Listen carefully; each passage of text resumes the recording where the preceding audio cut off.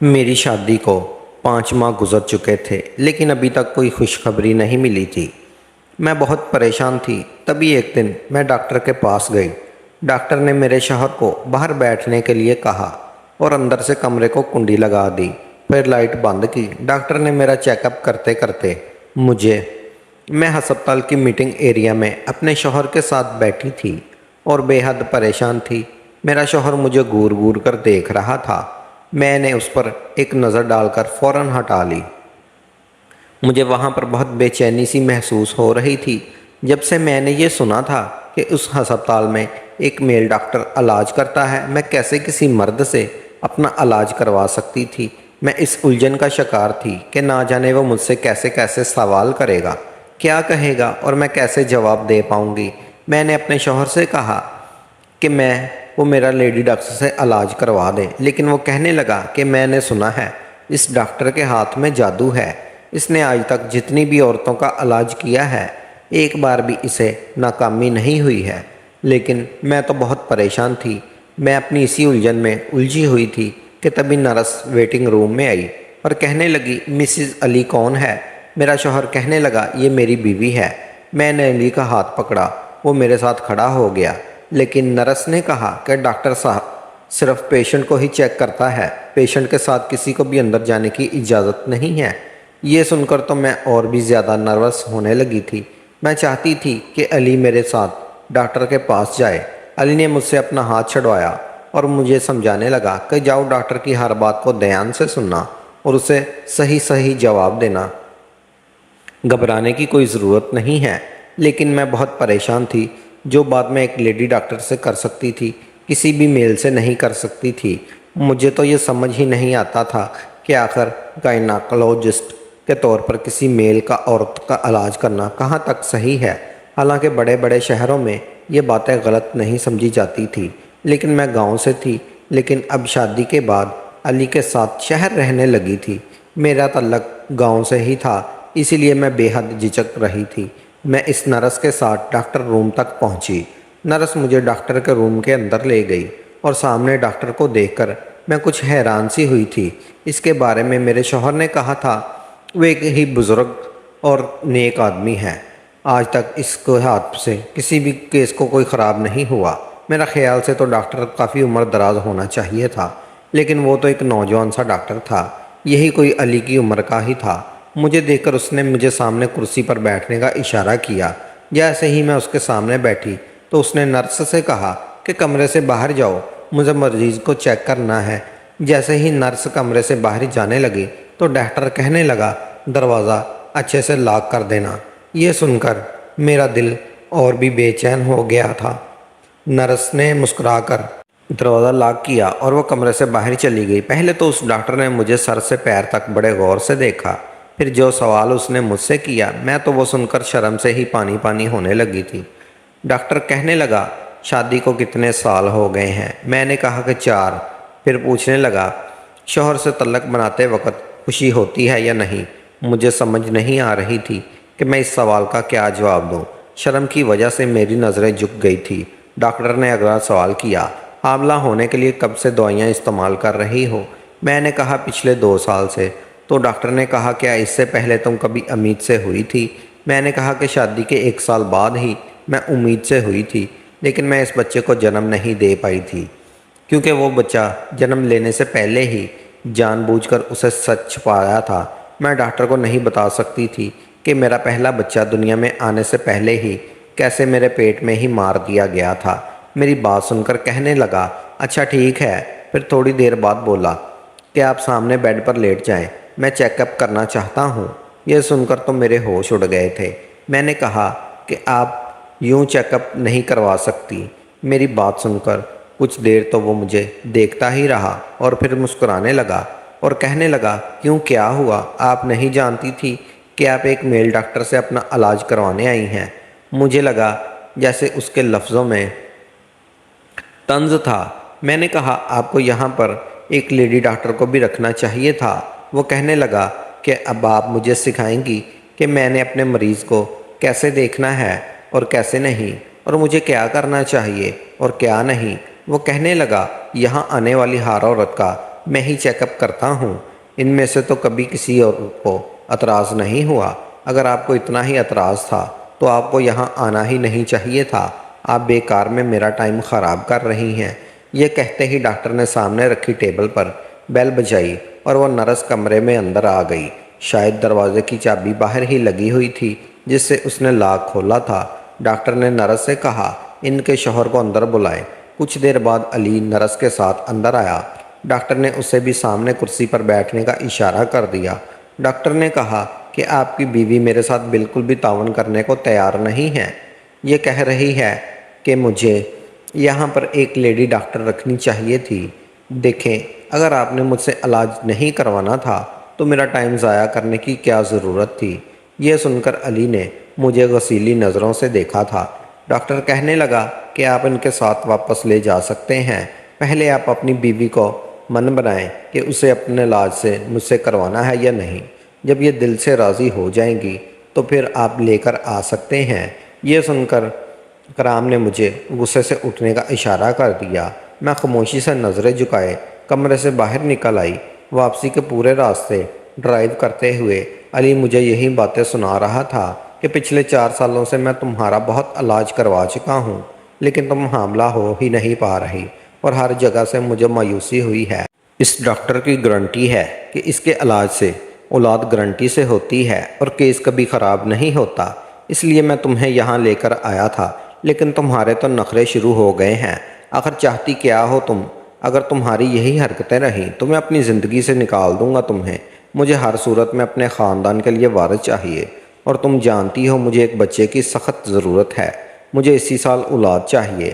علی کے منہ سے یہ باتیں سن کر میں تڑپ کر رہ گئی اور علی کی طرف دیکھا۔ میں نے کہا، علی، شادی کے کچھ مہینے بعد ہی میں امید سے ہو گئی تھی۔ اس وقت آپ نے میرے ساتھ وہ ظلم کیوں کیا؟ آپ نے کیوں میرا حمل ضائع کروایا؟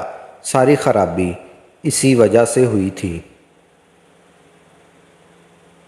اگر میں بچے کو جنم نہیں دے پا رہی تو اس میں آپ کی غلطی ہے، میری نہیں۔ اور اب آپ چاہتے ہیں کہ میرا علاج ایک میل ڈاکٹر کرے۔ میں تو آج غصے سے جیسے پھٹ پڑی تھی۔ میں نے علی سے صاف کہہ دیا تھا کہ مجھے ایسا کوئی علاج نہیں کروانا۔ میری بات سن کر علی نے گاڑی کی سپیڈ بہت تیز بڑھا دی تھی۔ میرا دل پہلے سے ہی ڈرا ہوا تھا۔ میں جانتی تھی کہ وہ غصے میں ایسا کر رہا ہے، اسی لیے میں خاموش ہو گئی اور کھڑکی سے باہر دیکھنے لگی۔ مجھے ڈر بھی لگ رہا تھا کیونکہ وہ بہت تیز گاڑی چلا رہا تھا، لیکن اگر میں اسے کہتی میں ڈر رہی ہوں تو وہ گاڑی کی سپیڈ سلو کر لے تو اور بھی زیادہ بڑھا دیتا، اور وہ ایسا ہی تھا، جذباتی۔ ان 4 سالوں میں اسے اچھی طرح سے جان گئی تھی کہ میرا کسی بات پر اعتراض اٹھانا علی کو غصہ دلاتا ہے، اور غصے میں وہ پاگل ہو جاتا ہے اور پھر اسے کچھ بھی نظر نہیں آتا، اور علی غصے کا سہنے کے لیے مجبور تھی۔ اس کے علاوہ میرے پاس دوسرا کوئی راستہ نہیں تھا۔ میں ایک بہت ہی غریب خاندان سے تھی۔ ویسے تو میں اپنے ماں باپ کی اکلوتی اولاد تھی، لیکن اکلوتے بچے کا جو لاڈ پیار ہوتا ہے وہ مجھے نہیں ملا تھا۔ لاڈ پیار بھی بچوں کو تبھی ملتا ہے جب گھر میں خوشحالی ہوتی ہے۔ ہمارے گھر میں تو میں نے ہمیشہ غریبی ہی دیکھی تھی۔ جب میں چھوٹی تھی تو پاپا کا ایکسیڈنٹ ہوا تھا اور ان کی دونوں ٹانگوں اس ایکسیڈنٹ میں چلی گئی تھی۔ تب سے میری ماں دوسروں کے گھروں میں کام کرتی تھی اور تب ہی گھر کا چولہا جلتا تھا۔ پاپا کے اندر زندگی جینے کی امنگ ختم ہو چکی تھی۔ وہ چارپائی پر پڑے اندر ہی اندر روتے رہتے تھے، اور جب میں 15 سال کی ہوئی تھی تو پاپا اس دنیا سے الوداع کہہ چکے تھے۔ میری ماں تو پہلے ہی کام کرتی تھی کیونکہ کمانے والا اب کوئی اور نہیں تھا، اور کما کر مجھے پال رہی تھی۔ 5ویں کلاس کے بعد ہی میں نے پڑھائی چھوڑ دی تھی۔ مجھے پڑھائی میں کوئی دلچسپی نہیں تھی، حالانکہ میری ماں نے ایڑی چوٹی کا زور لگا دیا تھا کہ میں پڑھ لکھ کر اپنے پیروں پر کھڑی ہو جاؤں، لیکن میرا من پڑھائی میں بالکل بھی نہیں لگتا تھا۔ گھر اپنا تھا، اس لیے اتنی زیادہ وقت نہیں ہوتی تھی۔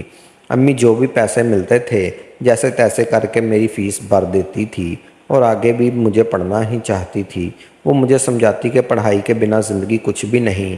میں نے کہا کہ میری تو جیسے تیسے زندگی کٹ گئی ہے، لیکن تمہیں تو خوشحال زندگی دینا چاہتی ہوں۔ پڑھ لکھ جاؤ گی تو اپنے پیروں پر کھڑی ہو جاؤ گی اور کسی کی محتاج نہیں رہو گی۔ لیکن میں نے کبھی بھی پڑھائی میں دل نہیں لگایا۔ ماں کے کام پر جانے کے بعد میں اپنی سہیلیوں کے ساتھ گھومنے پھرنے نکل جایا کرتی تھی۔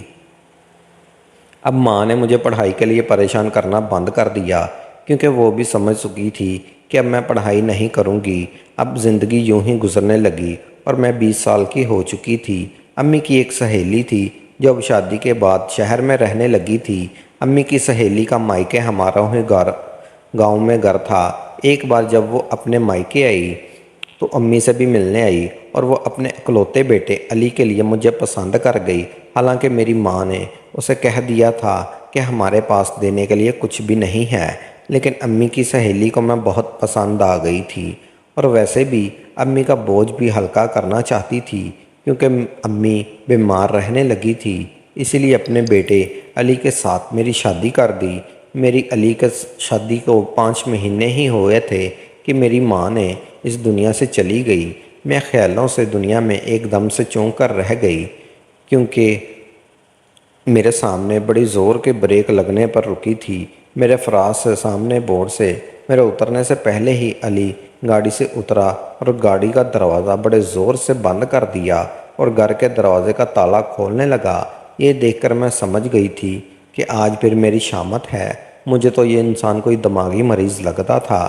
جب سے میری شادی ہوئی تھی مجھے زندگی میں کوئی خوشی نصیب نہیں ہوئی تھی۔ مجھے یہ بات سمجھ ہی نہیں آئی کہ کب کوئی بات اس انسان کے مزاج کے خلاف ہو جائے گی اور یہ میری زندگی کو جہنم بنا کر رکھ دے گا۔ جیسے ہی میں گھر کے اندر داخل ہوئی، اس نے مجھے بازو سے دبوچ کر پکڑا اور گھسیٹتے ہوئے اندر کمرے میں لے گیا، مجھے بیڈ پر لا کر گرایا اور کہنے لگا، بہت زیادہ زبان چلانی آتی ہے تمہیں میرے سامنے، تم جانتی ہو مجھے بحث پسند نہیں ہے، یہ بات تم اچھی طرح جانتی ہو۔ آج معاف کر رہا ہوں، آگے سے میرے سامنے تمیز سے پیش آنا، اور ایک بات میری کان کھول کر سن لو، میں کل تمہیں دوبارہ اس ڈاکٹر کے پاس لے کر جاؤں گا، تم خاموشی سے اس سے چیک اپ کرواؤ گی۔ جس قدر غصے سے علی مجھ سے کہہ رہا تھا، میں جانتی تھی اگر میں اس کی بات سے انکار کیا تو وہ میرے منہ پر تھپڑوں کی بارش کر دے گا۔ وہ ایسا ہی تھا، ضدی، جنون اور غصے میں اسے کچھ بھی دکھائی نہیں دیتا تھا، اس لیے میں نے اپنی زبان بند رکھی اور کچھ بھی نہیں کہا۔ اگلے دن وہ اپنے اسی ڈاکٹر کے پاس دوبارہ لے گیا۔ جب میں اس ڈاکٹر کے کمرے میں گئی تو وہ مجھے دیکھ کر طنزیہ مسکرانے لگا، پھر کہنے لگا، بیڈ پر لیٹ جاؤ۔ میں اس بار خاموشی سے لیٹ گئی۔ اس کے بعد جب اس نے کمرے کی لائٹ بند کر دی تو میرے تو ہوش اڑ گئے تھے۔ میں سوچنے لگی، یہ کون سا چیک اپ تھا جو لائٹ بند کر کے میرے ساتھ کرنا چاہ رہا تھا۔ میں نے کہا، آپ نے لائٹ کیوں بند کر دی؟ وہ کہنے لگا، میرا علاج یہی طریقہ ہے۔ یہ کہہ کر ڈاکٹر میرے پاس آ گیا۔ اس کمرے میں ہلکی ہلکی سی روشنی تھی، وہ بھی شاید کھڑکی سے آ رہی تھی۔ میرا دل بری طرح سے گھبرا رہا تھا اور میرے دل کی دھڑکنیں بہت تیز تیز تھیں۔ اب وہ میرے بہت قریب آ چکا تھا، اور پھر جب میری شادی علی سے ہوئی، وہ دونوں ماں بیٹا ہی تھے۔ علی کا نہ تو کوئی بھائی تھا اور نہ ہی بہن، اسے پاپا بھی زندہ نہیں تھے۔ میری ساس بہت اچھی تھی، لیکن علی کا رویہ میرے ساتھ ایسا نہیں تھا کہ وہ کبھی آگ تو کبھی پانی۔ اس کے مزاج میں پریشان ہو کر رہ گئی تھی۔ کبھی تو میری بڑی سے بڑی بات کو بھی نظر انداز کر جاتا اور کبھی کبھی ذرا سی بات پر بھی لڑنے جھگڑنے لگتا۔ جب تک میری ساس زندہ تھی وہ علی سے میری خاطر لڑ جاتی تھی، کہتی تھی، تم کیوں اس بیچاری کے پیچھے پڑے رہتے ہو، وہ تو تمہارے سامنے اف بھی نہیں کرتی۔ خود میں تھوڑا سا بدلاؤ لاؤ، اب تم شادی شدہ ہو، ہر وقت کا غصہ اور جھگڑا اچھی بات نہیں ہوتی۔ شادی کو 1 مہینہ گزرا تھا۔ 1 مہینے میں ہی علی سے تنگ آ چکی تھی۔ اس 1 مہینے کے عرصے میں کئی بار میں نے بات کرتے کرتے ہوئے علی کو منایا تھا، اور وہ کسی بات پر ناراض ہو جاتا، اور جب تک میں اس کے سامنے روتے ہوئے ہاتھ جوڑ کر معافی نہیں مانگتی وہ بالکل بھی نہیں مانتا تھا۔ 1-2 بار وہ مجھ پر ہاتھ بھی اٹھا چکا تھا۔ چھوٹی چھوٹی باتوں پر ہی وہ اتنا زیادہ غصہ ہو جاتا تھا کہ میرے اوپر ہاتھ اٹھا دیتا تھا۔ کبھی کہتا کہ تم شرٹ کو صحیح طریقے سے پریس نہیں کرتی، تو کبھی کہتا تم چائے اچھی نہیں بناتی۔ حالانکہ میں اپنی طرف سے پوری کوشش کرتی تھی کہ جیسے اسے پسند ہے میں ویسا ہی کام کروں، لیکن وہ کسی طریقے سے بھی راضی نہیں ہوتا تھا۔ شادی کے کچھ مہینے بعد ہی جب میں پہلی بار امید سے ہوئی تو جو حال میرا علی نے کیا، سننے والوں کی شاید روح کانپ اٹھے۔ ان دنوں جب میں امید سے ہوئی تھی میری طبیعت سست تھی، اس لیے میری ساس مجھے قریبی کلینک پر لے گئی۔ ڈاکٹر نے میرے 1-2 ٹیسٹ کروائے اور یہ خوشخبری سنا دی کہ میں امید سے ہوں۔ میں بھی یہ خبر سن کر بہت خوش ہو گئی تھی۔ ہو سکتا تھا کہ یہ جب خبر علی کو معلوم ہوگی وہ سدھر جائے گا اور میرا خیال رکھنے لگے گا، لیکن یہ میری ایک غلط فہمی تھی۔ جیسے ہی میری ساس نے علی کو یہ خبر سنائی تو ایک دم ہی وہ گمسم سا ہو گیا تھا اور آنکھیں غصے سے لال ہونے لگی تھی۔ مجھے لگتا تھا جیسے وہ اپنے آپ میں غصہ برداشت کر رہا ہے، دل ہی دل میں غصے کو پی رہا تھا۔ یہ دیکھ کر میں بری طرح سے ڈر گئی تھی۔ مجھے سمجھ نہیں آ رہا تھا اسے یہ خبر سن کر غصہ کیوں آیا ہے۔ یہ تو خوشی کی بات تھی۔ رات کو جب میں کمرے میں آئی تو وہ بہت سگریٹ پی رہا تھا۔ پورا کمرہ دھوئیں سے بھرا پڑا تھا۔ جب میں نے سائڈ ٹیبل پر دیکھا تو سگریٹ کے بجھے ہوئے ٹکڑوں سے بھری پڑی تھی۔ مجھے کمرے میں آتے ہوئے دیکھا تو کہنے لگا، ہماری شادی کو ابھی کچھ ہی مہینے ہوئے ہیں اور تمہیں بچہ پیدا کرنے کی کیا اتنی جلدی تھی؟ گاؤں کی جاہل عورت، کچھ تو زندگی انجوائے کرنے کا طریقہ سیکھو، ابھی سے بچوں کی ذمہ داری مجھے نہیں پڑنا۔ علی کے منہ سے یہ سب سن کر میں حیران رہ گئی تھی۔ میں نے کہا، علی، یہ تو اللہ کی دین ہے اور اللہ کی مرضی سے ہی ہوتا ہے، میرے چاہنے نہ چاہنے سے نہیں ہو سکتا۔ میری بات سن کر علی کہنے لگا، لیکن میری اولاد جب میں چاہوں گا تب وہ دنیا میں آئے گی، اور جب میں نہیں چاہوں گا تو کوئی بھی اسے دنیا میں نہیں لا سکتا۔ علی کی زبان سے ایسے الفاظ سن کر مجھے بہت برا لگا۔ وہ کہنے لگا، اللہ کی مرضی نہیں چلے گی، اب مجھے کوئی بچہ نہیں چاہیے، میں 2 سال اپنی شادی کو انجوائے کرنا چاہتا ہوں۔ کل میں تمہیں ہسپتال لے جاؤں گا اور تمہارا ابورشن کروا دوں گا۔ یہ سن کر میں نے اچانک ہی علی کی طرف دیکھا۔ میں نے کہا، میں سب نہیں کرواؤں گی، یہ تو ایک بہت بڑا گناہ ہے۔ جو بچہ دنیا میں آیا ہی نہیں، میں بھلا دنیا میں آنے سے پہلے اس کی جان کیسے لے سکتی ہوں؟ میں اس بچے کو جنم دینا چاہتی ہوں۔ علی غصے سے کہنے لگا، تم ہوتی کون ہو اس بات کا فیصلہ کرنے والی؟ میری اولاد ہے، اس کا فیصلہ بھی میں ہی کروں گا، مجھے اسے بھی دنیا میں نہیں لانا۔ یہ کہنے کے بعد اس نے لیمپ بند کیا اور سو گیا۔ پوری رات مجھے نیند نہیں آئی کہ نہ جانے اب وہ کیا کرے گا۔ صبح علی کے اٹھنے سے پہلے ہی میں اٹھ کر کمرے سے باہر نکل گئی۔ میں نے ساری بات اپنی ساس کو بتا دی۔ علی کمرے سے باہر آیا اور مجھے ہسپتال لے جانے کے لیے کہا تو میری ساس کہنے لگی کہ علی، وہ کہیں نہیں جائے گی، اور خبردار، جو تم اپنے بچے کو ختم کرنے کے بارے میں سوچا بھی تو۔ علی نے مجھے غصے سے دیکھا۔ میں سہم کر اپنی ساس کے پیچھے چھپ گئی تھی۔ وہ غصے سے مجھے گھورتا ہوا باہر چلا گیا۔ 3 دن تک وہ گھر نہیں آیا۔ اب مجھے علی کی فکر ستانے لگی تھی، کیونکہ غصے میں اندھا ہو جاتا تھا اور کچھ بھی کر گزرتا تھا۔ میری ساس مجھے تو کچھ بھی نہیں کہہ رہی تھی، لیکن وہ پریشان لگ رہی تھی۔ 3 دن بعد علی آیا تو تب بھی اس کی آنکھیں غصے سے لال تھیں۔ میں نے کھانا رکھا تو اس نے پلیٹ اٹھا کر زمین پر پھینک دی۔ کہنے لگا، میری نظروں سے دور ہو جاؤ، مجھے اپنی شکل مت دکھاؤ۔ میری ساس بھی یہ سب تماشا دیکھ رہی تھی اور مجھے کہنے لگی کہ جاؤ، تم کمرے میں چلی جاؤ۔ میں اپنے کمرے میں چلی گئی اور پھوٹ پھوٹ کر رونے لگی۔ میری ساس علی کو بڑے پیار سے سمجھا رہی تھی، لیکن وہ بالکل بھی خاموش تھا۔ میں جانتی تھی کہ اس کی خاموشی کا مطلب کیا ہے۔ میں سوچ چکی تھی کہ میں اب اس کی بات کا اعتراض نہیں کروں گی۔ اس کی اولاد ہے، چاہے زندہ رکھے یا مار ڈالے۔ جب مجھے زندگی ہی یہی علی کے ساتھ گزارنی ہے تو پھر میں علی کے ساتھ لڑ جھگڑ کر زندگی نہیں گزار سکتی۔ جیسے ہی علی کمرے میں آیا، اس سے پہلے کہ میں اس سے سب کہتی، وہ جو کہتا، اس نے میری بات ہی نہیں سنی۔ اس نے مجھے زمین پر دھکا دیا اور پھر میرے پیٹ پر زور زور سے لاتیں مارنے لگا۔ میں چیختی رہی، چلاتی رہی۔ کہنے لگا، میں نے بہت آسانی سے اس جھنجٹ کو ختم کروانا چاہتا تھا، لیکن تم بھول گئی کہ تم مجھ سے ضد کرو گی تو تمہارا یہی حال ہوگا۔ اب میں ایسے ہی اس جھنجٹ کو ختم کروں گا۔ میری ساس میری چیخ سن کر دروازہ بجانے لگی۔ میری چیخوں سے پورا کمرہ ہل اٹھا تھا اور میری چیخوں کو سن کر وہ پریشان ہو رہی تھی اور رو رو کر دروازہ بجا رہی تھی۔ علی سے منتیں کر رہی تھی کہ علی پلیز دروازہ کھول دو، یہ ظلم مت کرو، لیکن علی نے کمرے کا دروازہ نہیں کھولا اور اس نے مجھے اتنا مارا کہ میں بالکل بے جان ہو چکی تھی۔ میری ساس کمرے کے باہر کھڑی رو رہی تھی اور کمرے کا دروازہ بجا رہی تھی۔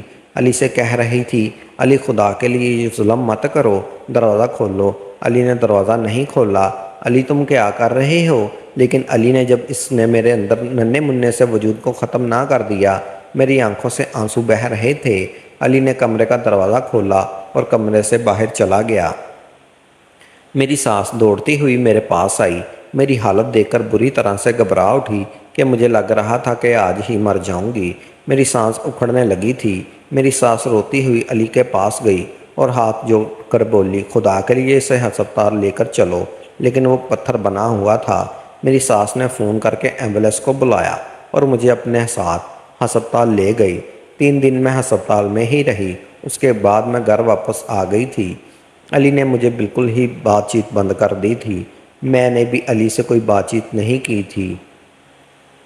جو کچھ بھی علی نے میرے ساتھ کیا تھا، میرا دل چاہتا تھا کہ میں اس پتھر دل آدمی کی شکل پھر کبھی نہ دیکھوں۔ آج اپنی غلطی بری طرح سے احساس ہو رہا تھا کہ میں اپنی ماں کی بات مان کر کچھ پڑھ لکھ جاتی تو مجھے یہ دن دیکھنا نہ پڑتا۔ میں اس بندے کی شکل بھی نہیں دیکھنا چاہتی تھی۔ اسے چھوڑ کر میں کہیں بھی کوئی چھوٹی موٹی نوکری کر لیتی اور اپنی زندگی گزار لیتی، لیکن اب میں لاچار تھی۔ اس آدمی کے ٹکڑوں پر پڑ رہی تھی۔ میرے سر پر ہاتھ رکھنے والا نہ میرا باپ تھا اور نہ میری ماں، اور نہ ہی میرے پاس پڑھائی تھی، اور علی میری اسی مجبوری کا تو فائدہ اٹھا رہا تھا۔ میری ساس بہت اچھی تھی، وہی میرا خیال رکھا کرتی تھی، لیکن وہ بھی بہت بوڑھی ہو چکی تھی اور خود بھی کئی بیماریوں سے گری ہوئی تھی۔ ایک دن علی خود ہی مجھ سے بات کرنے لگا۔ میرا دل تو نہیں تھا کہ میں علی سے بات کروں، لیکن پھر میں نے اپنے دل کو سمجھاتے ہوئے علی سے بات چیت کرنا شروع کر دی۔ پھر اس کے علاوہ دوسرا کوئی راستہ بھی تو نہیں تھا۔ یا تو علی کے ساتھ زندگی گزارتی یا پھر واپس اپنے مائکے چلی جاتی، اور مائکے میں میرا کوئی ٹھکانہ نہیں تھا۔ اس لیے دل پر پتھر رکھ کے میں نے علی سے بات چیت کرنا شروع کر دی، اور جو کچھ ہو چکا تھا میں وہ سب کچھ بھول چکی تھی اور مجھے واپس نہیں مل سکتا تھا۔ 1 سال تک علی نے مجھے نہ جانے کون کون سی میڈیسن کھلاتا رہا، کیونکہ اسے بچہ نہیں چاہیے تھا۔ اسی دوران میری ساس بھی اس دنیا سے چلی گئی۔ ان کے جانے سے تو مجھے لگا جیسے میں بالکل اکیلی ہو چکی تھی، تو میری بھی ہمت بنتی جا رہی تھی، اور علی تو ایسا تھا جیسے کہ آزاد ہو چکا تھا، کیونکہ شاید پہلے ماں کے سامنے کچھ نرمی سے بات کر لیتا تھا، لیکن اب تو اسے کھلی چھوٹ مل گئی تھی۔ اب تو آئے روز مجھ پر ہاتھ اٹھاتا تھا، کبھی چلاتا، کبھی برتن توڑتا۔ پھر ایک دن مجھ سے کہنے لگا، اب مجھے بچہ چاہیے۔ یہ سن کر میرا دل دکھی ہو چکا تھا۔ میرے اندر سے یہ خواہش ختم ہو چکی تھی کہ میں کبھی ماں بنوں گی۔ جب علی نے کہا مجھے بچہ چاہیے تو پھر میں نے اس کو دوائیں کھلانا چھوڑ دی تھی، لیکن پھر بھی میں امید سے نہیں ہوئی تھی۔ 1 سال گزر چکا تھا۔ پھر علی نے مجھے ایک لیڈی ڈاکٹر کے پاس لے کر گیا۔ ڈاکٹر نے کہا کہ پریگنسی میں تمہارے ساتھ کچھ ایسی پرابلم ہوئی ہے جس کی وجہ سے تم کبھی ماں نہیں بن سکو گی۔ میرے شوہر نے میرے ساتھ جو ظلم اور زیادتی کی تھی، شاید اسی وجہ سے خدا نے یہ خوشی مجھ سے چھین لی تھی، اور پھر مجھ پر یہ راز بھی کھل گیا کہ علی کی اولاد کیوں چاہیے۔ اصل میں میری ساس اپنی ساری جائیداد علی کی بجائے اپنے پوتی یا پوتی کے نام کر گئی تھی، اس لیے علی کو جو بھی اولاد ہوگی وہی ساری جائیداد کی اصلی حقدار ہوگی۔ جب تک علی کی کوئی اولاد نہیں ہو جاتی تب تک ساری جائیداد سرکار کے قبضے میں رہتی اور علی کو صرف لمیٹڈ خرچ دیا جاتا۔ یہ بات بھی غصے میں ایک دن علی نے مجھ سے لڑتے لڑتے کہہ دی تھی، اور میں سمجھ گئی تھی کہ اسے اولاد سے کوئی دلچسپی نہیں ہے۔ اسے تو صرف جائیداد چاہیے تھی جو اس کی ماں نے علی کی آنے والی اولاد کے نام کی تھی۔ اور پھر اس ڈاکٹر کے بارے میں علی کو معلوم ہوا تو مجھے اس کے پاس لے گیا۔ ڈاکٹر اندھیرے کمرے میں جب میرے پاس آیا تو اس نے مجھے ایک انجیکشن لگایا جس سے میں بے ہوش ہو چکی تھی۔ میں نہیں جانتی تھی میں کتنے دن تک بے ہوش رہی، لیکن جب مجھے ہوش آیا تو میں اس ہسپتال کے ایک پرائیویٹ روم میں تھی۔ میرے ہاتھ پر ایک ڈرپ لگی ہوئی تھی۔ مجھے اپنے جسم میں بہت بے جان سے محسوس ہو رہا تھا، لیکن مجھے کچھ بھی یاد نہ تھا۔ کچھ دیر بعد ہی وہی ڈاکٹر کمرے میں آ کر فون پر کسی سے بات کر رہا تھا۔ کہہ رہا تھا کہ جی ہاں، سب کام ٹھیک ٹھاک ہو چکے ہیں۔ ارے آپ کی بیوی امید سے ہے۔ آخر میں کب سے اس ہسپتال میں تھی اور کب سے میں بے ہوش تھی، اور میرے ساتھ آخر کیا ہوا تھا مجھے تو کچھ بھی یاد نہیں آ رہا۔ آخر میرے ساتھ کیا ہوا تھا کہ میں بے ہوشی کی حالت میں ہی امید سے ہو چکی تھی۔ ایک کے بعد ایک سوال میرے دماغ میں گھومنے لگے تھے۔ اس ڈاکٹر نے جب مجھے ہوش میں دیکھا تو مسکرانے لگا، کہنے لگا، اب آپ کو کیسا محسوس ہو رہا ہے؟ ٹھیک تو ہے نا آپ؟ میں نے اسے غصے سے دیکھا تھا۔ میں نے کہا، اب آپ نے کس بارے میں بات کی؟ کون امید سے ہو چکی ہے؟ ڈاکٹر میری بات سن کر مسکرانے لگا اور کہنے لگا، آپ ہی کا تو علاج کر رہا تھا، آپ کے شوہر کی اجازت سے میں نے آپ کا علاج کیا ہے۔ میں نے کہا، میں کب کی بے ہوش ہوں؟ کیا کیا کیا گیا میرے ساتھ بتائیے، کیونکہ مجھے تو لیڈی ڈاکٹر جواب دے چکی تھی کہ میں کبھی ماں نہیں بن سکتی۔ وہ کہنے لگا، آپ صرف 3 دن سے بے ہوش ہیں، ہم نے آپ کا اندرونی علاج کیا ہے۔ آپ کے شوہر کو اولاد چاہیے تھی، وہ ایک نیچرل طریقے سے ہونا مشکل لگ رہی تھی، اس لیے یہ سب کیا، اور اپنی بات منوانے کے لیے کس حد تک جا سکتا تھا مجھے اس بات کا اندازہ نہیں تھا، لیکن اس کے بعد جو کچھ ہوا میں حیران ہو گئی تھی۔ 9 مہینے بعد میں نے ایک بیٹے کو جنم دیا۔ جس دن میرا بیٹا پیدا ہوا اس دن علی اپنے آفس میں تھا۔ جب فون پر ڈاکٹر نے اسے خبر سنائی تو وہ تیز رفتاری سے ڈرائیو کرتے ہوئے ہسپتال پہنچ رہا تھا کہ راستے میں ہی اس کا ایکسیڈنٹ ہو گیا تھا۔ اس بچے کے 1 منٹ دیکھنا بھی اس کے نصیب میں نہیں تھا۔ وہ اسی وقت مر چکا تھا۔ مجھے اس کے مر جانے کا کوئی افسوس نہ تھا۔ علی جس طرح کی باتیں کرتا تھا، یعنی خود کو خدا سے بھی اوپر سمجھنے لگا تھا، تو خدا ایسے لوگوں کو بالکل بھی پسند نہیں کرتا، کیونکہ زندگی اور موت پر صرف خدا کا حق ہے۔ ایسے ہی کچھ دعوے علی بھی کر رہا تھا۔ وہ جب چاہے اپنے بچے کو دنیا میں لا سکتا ہے اور جب چاہے اسے مار سکتا ہے، لیکن وہ یہ نہیں جانتا تھا کہ انسان سے بڑھ کر جو ہے وہ خدا ہے۔ اس کی مرضی کے بنا ایک پتا بھی نہیں ہل سکتا۔ میں نے اپنے بیٹے کو کس کر سینے سے لگا لیا تھا۔ علی کی باڈی کو گھر لایا گیا اور اس کو دفن بھی کر دیا گیا، لیکن میری آنکھ سے ایک آنسو بھی نہ نکلا تھا۔ سب لوگ یہ سمجھ رہے تھے کہ مجھے علی کی موت کا صدمہ لگ گیا ہے، اس لیے میری آنکھوں سے آنسو نہیں گر رہے، لیکن مجھے کوئی صدمہ نہیں لگا تھا۔ مجھے علی کے جانے کا دکھ نہیں تھا۔ علی کے جانے کے بعد زندگی دھیرے دھیرے اپنے راستے پر آنے لگی تھی۔ میں اپنے بچے کی پرورش میں دل و جان سے لگ چکی تھی۔ میری ساس نے مرنے سے پہلے ساری پراپرٹی اپنے پوتے یا پوتی کے نام کر رکھی تھی، جو اب قانونی طور سے میرے پاس آ چکی تھی، اور اتنی پراپرٹی تھی کہ میں زندگی بھر بھی اتنی پراپرٹی بیٹھ کر کھاتی تو آرام سے میری زندگی کٹ جا سکتی تھی۔ انسان کو کبھی بھی غرور نہیں کرنا چاہیے، ہمیشہ عاجزی میں رہنا چاہیے۔ ایسے انسان اللہ پاک کو بہت پسند ہوتے ہیں۔